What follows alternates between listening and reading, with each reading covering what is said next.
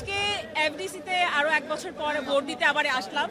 এবারের পরিবেশটা আমার কাছে আরো বেটার লেগেছে এবং আমার মনে হয় যেন রেজাল্ট পর্যন্ত এই কন্টিনিউটিটা থাকে, যেন কোনো অপ্রত্যাশিত এমন কিছু না দেখি বাসায় যেখানে যে মানুষ আবার এটা নিয়ে আবার কথা বলছে। মাঝখানে লাস্ট কয়েকবার অনেক অপ্রত্যাশিত ঘটনা দেখেছি।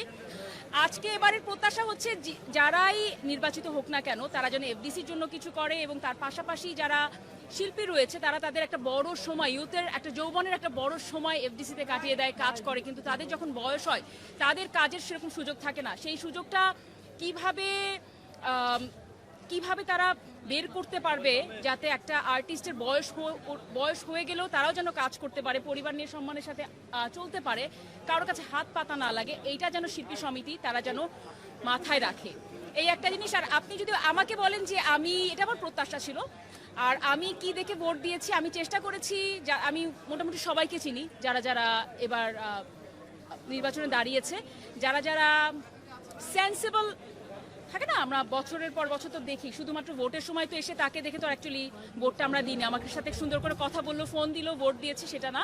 যাদের সাথে সবসময় কথা হয় বা দেখেছি সবসময় সেন্সিবল, তাদেরকে ভোট দেওয়ার চেষ্টা করেছি আমি।